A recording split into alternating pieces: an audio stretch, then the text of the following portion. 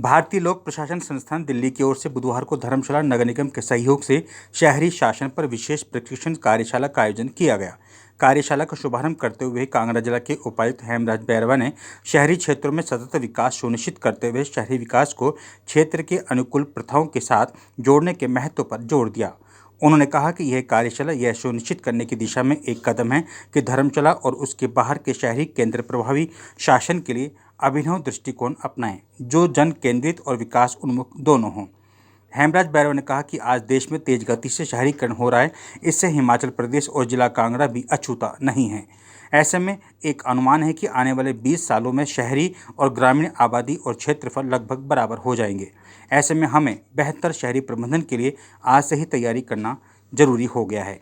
धर्मशाला नगर निगम के आयुक्त जफर इकबाल ने कहा कि शहरी क्षेत्रों में सुशासन प्रथाओं की समझ और कार्यान्वयन को बढ़ाने के उद्देश्य से इस विशेष प्रशिक्षण शिविर का आयोजन किया जा रहा है।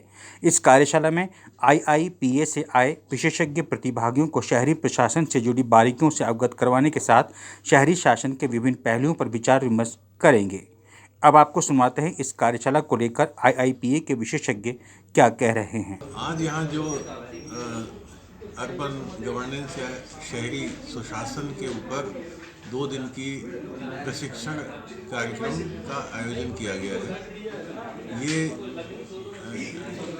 सेंटर फॉर अर्बन स्टडीज़ जो Indian institute of public administration Delhi का है, उनका और धर्मशाला नगर निगम और हिमाचल सरकार के सहयोग से किया जा रहा है।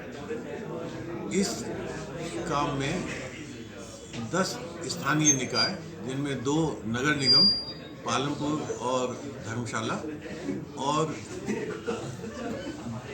2 नगर पंचायत और 6 म्यूनिसिपल काउंसिल्स के चुने हुए प्रतिनिधि और अधिकारी भाग ले रहे हैं। इस कार्यशाला में हम सुशासन के बिंदुओं को, जो नगरीय सेवाएं हैं उनके परिप्रेक्ष्य में, और जो पर्यावरण का प्रभाव इन सेवाओं पर पड़ा है उसको भी देखते हुए क्या क्या काम दूसरे शहरों में, हमारे देश में या दूसरी जगह किए जा रहे हैं, उन पर विचार डाल रहे हैं, उन पर हम मंथन कर रहे हैं।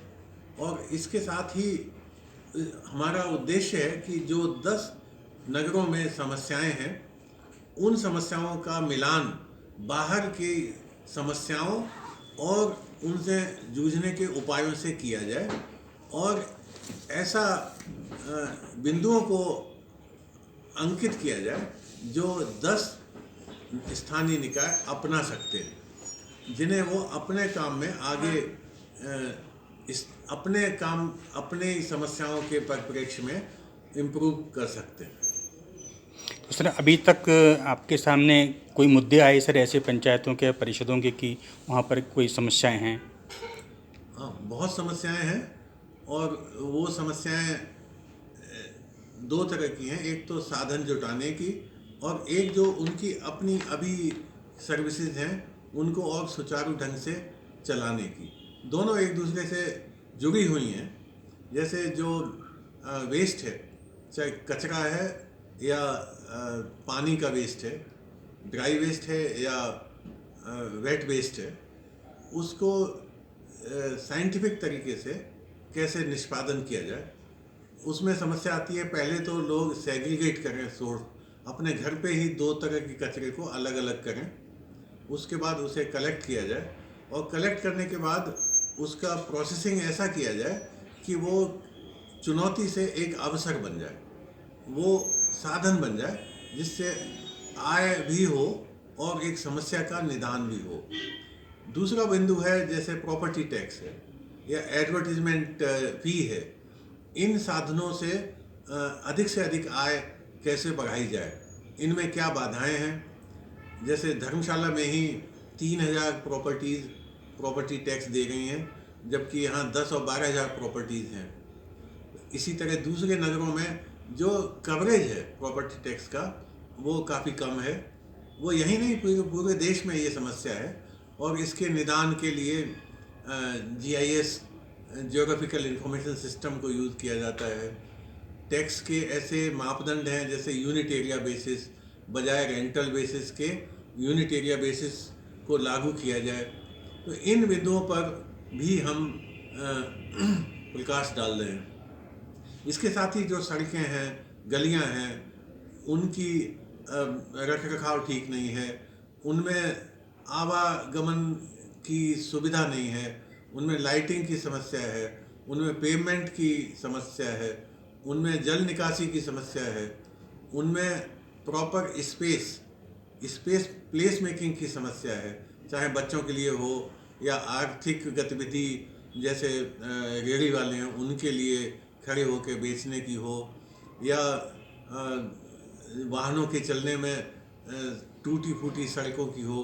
इन समस्याओं पर कैसे तेज़ी से काम हो सकता है और ऐसे ढंग से काम हो सकता है कि कम साधनों पर भी कैसे काम हो सकता है, कैसे इसमें जन सहभागिता बढ़ाई जा सकती है, कैसे इसमें प्राइवेट सेक्टर या CSR फंड्स प्राइवेट सेक्टर से, या पब्लिक प्राइवेट पार्टनरशिप, या आउटसोर्सिंग, या लोकल कम्युनिटी को ऐसे साधन कैसे दिए जा सकते हैं। इन विषयों पर हम 2 दिन में काफ़ी मंथन करेंगे। इसमें सुधारने की कई चीज़ें होती हैं। जैसे ऐसा नहीं कि सब जगह सारी प्रॉपर्टी दे रही हों, बहुत सी प्रॉपर्टीज एग्जम्प्टेड होती हैं, चाहे वो रिलीजियस प्लेस हो या बहुत झुग्गी झोपड़ी तो यहाँ ज़्यादा नहीं है वो हों, या स्कूल हैं, तो या बहुत सी प्रॉपर्टीज कवर नहीं हो पाती। जैसे सरकारी बिल्डिंग्स हैं, सरकारी बिल्डिंग्स को भी प्रॉपर्टी टैक्स देना चाहिए, उन्हें भी कवर किया जाए। तो इसके अलग अलग तरीके हैं कि सब प्रॉपर्टीज़ को पहले तो कवर किया जाए, फिर उसमें आइडेंटिफाई किया जाए कि इनमें से एग्जम्प्टेड कौन सी हैं। एग्जम्प्टेड जैसे कई जगह सैन्य अधिकारी पुराने होते हैं, उन्हें छूट मिलती है, कई जगह सीनियर सिटीजन्स को छूट मिलती है। तो इस सब पर एक पुनर्विचार की आवश्यकता है कि छूट किसे दी जाए और कितनी दी जाए। नहीं, इसमें जैसे आज ही हमारे जो आयुक्त हैं, निगम आयुक्त, उनसे बात हुई थी, तो वो integrated command and control centre का यहाँ विकास हो रहा है, जिसमें CCTV कैमरे भी जल्दी लग जाएंगे और उनसे आसानी रहेगी ऐसे केसों को चिन्हित करने की।